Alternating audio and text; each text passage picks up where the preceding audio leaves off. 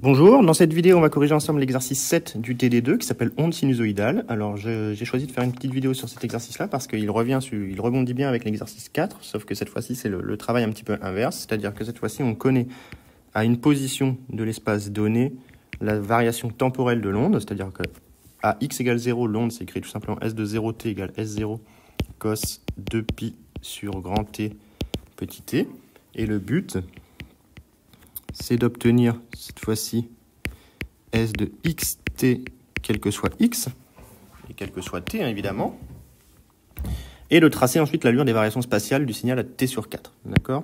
Donc, ici, on utilise une relation de cours, qui est que S de xt, c'est pareil que S de 0, mais au temps t plus ou moins x sur c, selon qu'il y a un retard ou une avance temporelle qui dépend de la distance au point 0. Et ici, on va regarder que l'onde se propage dans les x vers les x décroissants. L'onde se propage vers les x décroissants. Donc, elle est décrite par une fonction de la variable t plus x sur c, bilan s de xt égale s de 0 t plus x sur c. Et donc maintenant, pour obtenir l'expression, comme dans l'exercice 4, on va venir remplacer l'argument t dans la fonction d'onde à la position 0 par l'argument t plus x sur c, et on obtient S de xt égale S0 cos 2pi sur la période temporelle. Mais cette fois-ci, c'est plus fois l'argument t, mais c'est fois l'argument t plus x sur c. Et ensuite, comme d'habitude, eh bien, on va développer tout ça. Ça nous fait bien S0 cos 2pi sur grand T petit t plus 2pi sur c t x.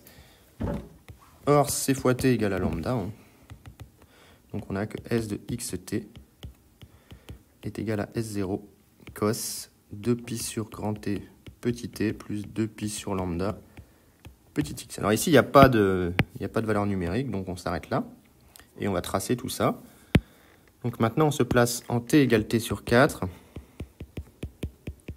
Eh bien, on a tout simplement que S de xt sur 4 est égal à S0 cos 2pi sur grand T t sur 4 plus 2pi sur lambda x.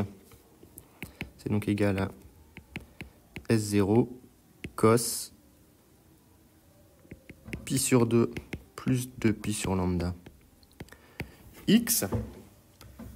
Donc ici, on a bien un plus devant le x, donc il n'y a pas de problème. L'argument de cosinus augmente quand x augmente, et donc on peut représenter ça au cours du temps. Donc c'est S de x à t sur 4 qui nous intéresse. Hop, pardon. En fonction de x, évidemment. Et donc si on prend le petit cercle trigonométrique, ça marche un petit peu pareil que ce qu'on avait fait dans le chapitre 1, sauf que cette fois-ci, on est en variation spatiale.